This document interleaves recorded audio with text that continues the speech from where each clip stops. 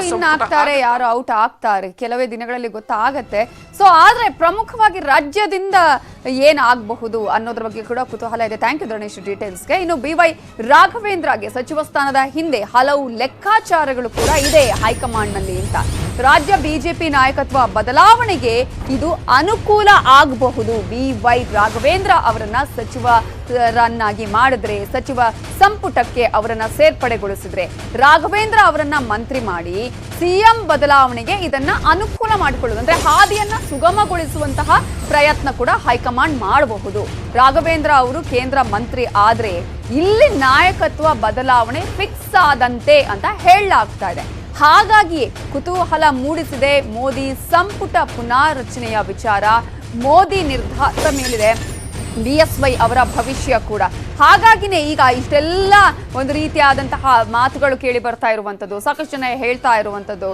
ಹಾಗಾದ್ರೆ ಏನಾಗಬಹುದು? ರಾಘವೇಂದ್ರ ಅವರನ್ನ ಸಂಪುಟಕ್ಕೆ ಸೇರ್ಪಡೆಗೊಳಿಸಿದ್ರೆ ಹಿಂದಿನ ಲೆಕ್ಕಾಚಾರ ಏನು ಅನ್ನೋದ್ರ ಬಗ್ಗೆ ಡೀಟೇಲ್ಸ್ ಕೊಡೋದಕ್ಕೆ ಪೊಲಿಟಿಕಲ್ ಬ್ಯೂರೋ ಹೆಡ್ ಆಗಿರುವಂತಹ ಚಿದಾನಂದ ಪಟೇಲ್ ಈಗ ಫೋನ್ ಸಂಪರ್ಕದಲ್ಲಿದ್ದಾರೆ. ಚಿದಾನಂದ ಪಟೇಲ್, ಹಲವು ಅಂದ್ರೆ ಈ ಹಿಂದೆ ಏನಾದ್ರೂ ಸಚಿವ ಸಂಪುಟ ವಿಸ್ತರಣೆ ಆದ್ರೆ ಕೇಂದ್ರದಲ್ಲಿ ಆಗ್ಲೂ ಕೂಡ BY ರಾಘವೇಂದ್ರ ಹೆಸರೇ ಕೇಳಿ ಬರ್ತಾ ಇತ್ತು. ಆಗ್ಲೂ ಕೂಡ ಈ ವಿಚಾರ ಸಾಕಷ್ಟು ಮುನ್ನೆಲೆಗೆ ಬಂದಿತ್ತು. ಈಗ ಇರುವಂತಹ ಲೆಕ್ಕಾಚಾರ ಏನು? ಯಾವ ಕಾರಣಕ್ಕಾಗಿ ರಾಘವೇಂದ್ರ ಅವರಿಗೆ ಸಂಪುಟದಲ್ಲಿ ಸ್ಥಾನ ಸಿಗುವಂತಹ ಸಾಧ್ಯತೆ ಇದೆ ಅಂತ? ನವಿತಾ ಜೈನ್, ಪ್ರಮುಖವಾಗಿ ಈಗಾಗಲೇ ರಾಜ್ಯದಲ್ಲಿ ನಾಯಕತ್ವ ಬದಲಾವಣೆ ಸಂಬಂಧಪಟ್ಟಕ್ಕೆ ಗಂಭೀರ ಚಿಂತನೆ ಮತ್ತು ಚರ್ಚೆ ನಡೆದಿರುವಂತೂ ಸತ್ಯ. ಇದಕ್ಕೆಲ್ಲ ಕಾರಣ ಅವರ ಕುಟುಂಬದ ಸ್ವಯಂಕೃತ ಅಪರಾಧ. ಈ ನಡುವೆ BY ರಾಘವೇಂದ್ರ ಅವರಿಗೆ ಕೇಂದ್ರದಲ್ಲಿ ಸಂಪುಟ ವಿಸ್ತರಣೆ ಆದ್ರೆ BY ರಾಘವೇಂದ್ರ ಅವರಿಗೆ ಸಚಿವ ಸ್ಥಾನ ಸಿಗುವ ಸಾಧ್ಯತೆ ಇದೆ ಎಂಬ ಮಾತು ದಟ್ಟವಾಗಿ ಕೇಳಿ ಬರ್ತಿರೋದು.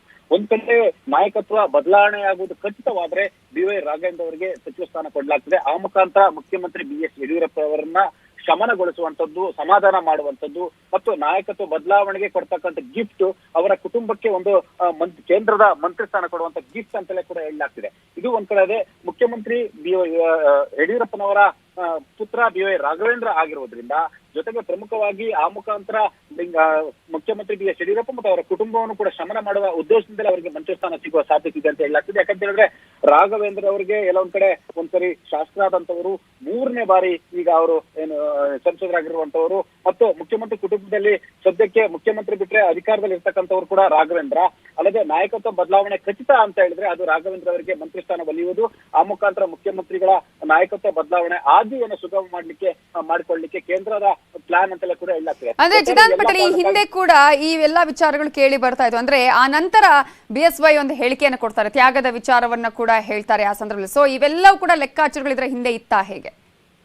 ಖಂಡಿತವಾಗಿ ಎಲ್ಲ ಒಂದ್ ಕಡೆ ಇಡೀ ಕುಟುಂಬದಲ್ಲಿ BY ರಾಘವೇಂದ್ರ ಒಂದ್ ಕಡೆ ಆದ್ರೆ ಇಡೀ ಕುಟುಂಬದಲ್ಲಿ ವಿಜೇಂದ್ರ ಮತ್ತು ಉಳಿದಂತ ಹೆಣ್ಮಕ್ಳು ಒಂದ್ ಕಡೆ ಅಂತ ಕೂಡ ಒಂದು ಮಾತು ಆ ಕುಟುಂಬದಲ್ಲಿ ಕೇಳಿ ಬರ್ತಿರುವಂತದ್ದು. ಆದ್ರೆ BY ರಾಘವೇಂದ್ರ ಅವರಿಗೆ ಸೂಕ್ತವಾದ ಸ್ಥಾನಮಾನ ಕೊಡಿಸ್ಬೇಕಂತೇಳಿ ಒತ್ತಡ ಕೂಡ ಹಾಕಿರುವಂತದ್ದು. ಎಲ್ಲ ಒಂದ್ ಕಡೆ ಕೇಂದ್ರದಲ್ಲಿ ಸಚಿವ ಸ್ಥಾನವನ್ನು ಕೊಡಿಸಿ ಆ ಮುಖಾಂತರ ಕುಟುಂಬದಲ್ಲಿ BY ರಾಘವೇಂದ್ರ ಅವರು ಕೂಡ ಎಲ್ಲ ಒಂದ್ ಕಡೆ ಅಧಿಕಾರದ ಶಕ್ತಿ ಸಿಕ್ಕಿದ್ರೆ ಮತ್ತೆ ರಾಜಕಾರಣದಲ್ಲಿ ಅವ್ರ ಕುಟುಂಬಕ್ಕೆ ಜೀವನದ ಒಂದು ದೊಡ್ಡ ಒಂದು ಹಿನ್ನೆಲೆ ಇರೋದ್ರಿಂದ ಬೆಳಿಲಿಕ್ಕೆ ಕೂಡ ಅನುಕೂಲ ಆಗುತ್ತಾನ ಕೂಡ ಲೆಕ್ಕಾಚಾರ ಇರುವಂತದ್ದು. ಅಲ್ಲದೆ ಮುಖ್ಯಮಂತ್ರಿ BS ಯಡಿಯೂರಪ್ಪನವ್ರಿಗೆಲ್ಲ ಒಂದ್ ಕಡೆ ರಾಘವೇಂದ್ರ ಅವರನ್ನ ಕೇಂದ್ರದ ಮಂತ್ರಿಗಳನ್ನು ಕೊಟ್ರೆ ಮುಖ್ಯಮಂತ್ರಿ BS ಯಡಿಯೂರಪ್ಪನವರು ಕೂಡ ಅವರೆಲ್ಲ ನಾಯಕತ್ವ ಬದಲಾವಣೆ ಮಾಡ್ಲಿಕ್ಕೆ ಒಪ್ಪಿಸ್ಲಿಕ್ಕೆ ಅವರಿಗೆ ಮನವೊಲಿಸಲಿಕ್ಕೆ ಕೂಡ ಇದು ಸುಲಭ ಆಗುತ್ತೆ ಅನ್ನೋ ಮಾತು ಕೂಡ ಕೇಳಿ ಬರ್ತಿರುವಂತದ್ದು. ಹಾಗಾಗಿ BY ರಾಘವೇಂದ್ರ ಅವರಿಗೆ ಮಂತ್ರಿ ಸ್ಥಾನ ಸಿಗುವ ಸಾಧ್ಯತೆ ಇದೆ ಅಂತ ಮಾತು ಕೂಡ ಕೇಳಿ ಬರ್ತಿರುವಂತದ್ದು. ನವಿತಾ ಜೈನ್. ಚಿದಾನಂದ ಪಟೇಲ್, ಈಗಾಗಲೇ ಒಂದು ರೀತಿಯಲ್ಲಿ ಯಾರು ಒಳಗಡೆ ಹೋಗ್ತಾರೆ, ಸಂಪುಟದ ಒಳಗಡೆ ಯಾರು ಹೊರಗಡೆ ಬರ್ತಾರೆ ಅನ್ನುವಂತಹದ್ದು ಕುತೂಹಲಕ್ಕೆ ಕಾರಣ ಆಗಿದೆ. ಒಂದೊಂದು ಲೆಕ್ಕಾಚಾರಗಳನ್ನ ಕೂಡ ನಾವು ನೋಡಿದ್ವಿ. 4 ಸ್ಥಾನಗಳಲ್ಲಿ 2 ಸ್ಥಾನ ಅಂತೂ ಸಿಕ್ಕೇ ಸಿಗುತ್ತೆ ಅನ್ನುವಂತಹ ನಂಬಿಕೆ, ಭರವಸೆ ಕೂಡ ಇದೆ ಅಂತ ಹೇಳಿ. ಸೊ ಈಗ ಉಳಿದಿರುವಂತಹ ಈಗ ಸಂಸದರಲ್ಲಿ ಯಾರ್ಯಾರಿಗೆ ಸಿಗುವ ಸಾಧ್ಯತೆ ಇದೆ ಒಂದು, ಇನ್ನೊಂದು ಏನು ಪ್ಲಸ್ ಮೈನಸ್ ಏನೇನಿದೆ ಅಂಶಗಳು ಅಂತ ಹೇಳಿ. ನವಿತಾ ಜೈನ್, ಪ್ರಮುಖವಾಗಿ 50 ವರ್ಷ ರಾಜಕಾರಣ ಮಾಡಿದಂತವರು, ಸೋಲಿಲ್ಲದ ಸರ್ದಾರ ಮಲ್ಲಿಕಾರ್ಜುನ ಖರ್ಗೆವನ್ನ ಸೋಲಿಸಿದಂತವರು ಉಮೇಶ್ ಜಾಧವ್ ಅವರು. ಪ್ರಧಾನಿ ನರೇಂದ್ರ ಮೋದಿ ಅವರು ಕಳೆದ ಲೋಕಸಭೆಯಲ್ಲಿ ಅಧಿವೇಶನದಲ್ಲೇ ಮುಂದಿನ ಲೋಕಸಭೆಯಲ್ಲಿ ನೀವು ಇರ್ತೀರಾ ಇಲ್ಲ ಅನ್ನೋ ಮುಖಾಂತರ ಎಲ್ಲೊಂದ್ ಕಡೆ ಅವ್ರಿಗೆ ಸೂಚ್ಯವಾಗಿ ನಿಮ್ಮನ್ನ ಸೋಲಿಸ್ತೀವಿ ಅನ್ನೋ ಒಂದು ಎಲ್ಲೊಂದ್ ಕಡೆ ಆ ಒಂದು ಮಾತನ್ನು ಕೂಡ ಹೇಳಿದ್ರು. ಅದಕ್ಕೆ ಪರಿಣಾಮವಾಗಿ ಆಪರೇಷನ್ ಕಮಲದ ಮುಖಾಂತರ ಉಮೇಶ್ ಜಾಧವ್ ಅವರನ್ನ ಪಕ್ಷಕ್ಕೆ ಕರೆದುಕೊಂಡು ಬಂದು ಮಲ್ಲಿಕಾರ್ಜುನ್ ಖರ್ಗೆ ಅವರನ್ನು ಸೋಲಿಸುವಲ್ಲಿ ಪ್ರಮುಖ ಪಾತ್ರ ವಹಿಸಿರುವಂತದ್ದು. ಹಾಗಾಗಿ ಎಲ್ಲೊಂದ್ ಕಡೆ ಉಮೇಶ್ ಜಾಧವ್ ಅವರಿಗೆ ಮಂತ್ರಿ ಮಾಡುವ ಸಾಧ್ಯತೆ ಇದೆ ಅಂತ ಕೂಡ ಒಂದ್ ಕಡೆ ಹೇಳಲಾಗ್ತದೆ. ಇನ್ನೊಂದ್ ಕಡೆ ಹಾವೇರಿಯ ಸಂಸದ ಆಗಿರ್ತಕ್ಕಂಥ ಶಿವಕುಮಾರ್ ಉದಾಸಿ ಅವರಿಗೆ ತನ್ನದೇ ಆದ ಒಂದು ಹಿನ್ನೆಲೆ ಇರ್ತಕ್ಕಂಥದ್ದು ಮತ್ತು ಎಲ್ಲೊಂದ್ ಕಡೆ ಸೌಮ್ಯ ಸ್ವಭಾವದವರು, ಉತ್ತರ ಕರ್ನಾಟಕ ಭಾಗದವರು ಮತ್ತು ಯುವಕರಾಗಿರುವಂತವರು ಮತ್ತು ವಿದ್ಯಾವಂತರಾಗಿದ್ದರಿಂದ ಅವರ ಹೆಸರು ಕೂಡ ಬಲವಾಗಿ ಕೇಳಿ ಬರ್ತಿರುವಂತದ್ದು. ಈ ಎಲ್ಲದರ ನಡುವೆ ಕೂಡ ಬೆಂಗಳೂರಿನ ಸೆಂಟ್ರಲ್ ನ ಸಂಸದರಾಗಿರುವಂತಹ PC ಮೋಹನ್ ರವರ ಹೆಸರು ಕೂಡ ಕೇಳಿ ಬರ್ತಿರುವಂತದ್ದು. PC ಮೋಹನ್ ರವರಿಗೆ ವೆಂಕಯ್ಯ ನಾಯ್ಡು ಅವರ ಆಶೀರ್ವಾದ ಇದೆ ಅಂತ ಹೇಳಲಾಗ್ತಿದೆ. ಯಾಕಂತ ಹೇಳಿದ್ರೆ ವೆಂಕಯ್ಯ ನಾಯ್ಡು ಅವರಿಗೆ ಬಹಳಷ್ಟು ಅತ್ಯಾಪ್ತರು ಕೂಡ ಹೌದು. ಅಲ್ಲದೆ PC ಮೋಹನ್ ರವರು ಕೂಡ ಎಲ್ಲ ಒಂದ್ ಕಡೆ ಹೈಕಮಾಂಡ್ ನಾಯಕರೊಂದಿಗೆ ಕೂಡ ಉತ್ತಮ ಸಂಬಂಧವನ್ನು ಹೊಂದಿರುವಂತದ್ದು. ಬೆಂಗಳೂರಿನವರಾಗಿದ್ದರಿಂದ ಮತ್ತೆ ಮುಂದಿನ ದಿನಗಳಲ್ಲಿ BBMP ಚುನಾವಣೆ ಇರೋದ್ರಿಂದ PC ಮೋಹನ್ ರವರ ಹೆಸರು ಕೂಡ ಬಲವಾಗಿ ಕೇಳಿ ಬರ್ತಿದೆ. ಒಟ್ಟಾರೆ 4 ಹೆಸರು ಕೇಳಿ ಬರ್ತಿದೆ. ಅದರಲ್ಲಿ ಪ್ರಮುಖವಾಗಿ ಉಮೇಶ್ ಜಾಧವ್, ಶಿವಕುಮಾರ್ ಉದಾಸಿ, BY ರಾಘವೇಂದ್ರ, PC ಮೋಹನ್ ರವರ ಹೆಸರು ಕೂಡ ಕೇಳಿ ಬರ್ತಿದೆ. ಆದ್ರೆ ಈಗಾಗಲೇ ಸುರೇಶ್ ಅಂಗಡಿ ಅವರ ನಿಧನದಿಂದ ತೆರವಾಗಿರ್ತಕ್ಕಂಥ ಒಂದು ಸ್ಥಾನ ಖಾಲಿ ಇರುವಂತದ್ದು. ಇದರ ಜೊತೆಗೆ ರಾಜ್ಯಕ್ಕೆ ಮತ್ತೊಂದು ಸ್ಥಾನ ಕೊಡುವ ಸಾಧ್ಯತೆ ಇದೆ ಎಂಬ ಮಾತು ಕೂಡ ಕೇಳಿ ಬರ್ತಿದೆ. ನವಿತಾ ಜೈನ್. ಚಿದಾನ್ ಪಟೇಲ್ ಡೀಟೇಲ್ಸ್ಗೆ.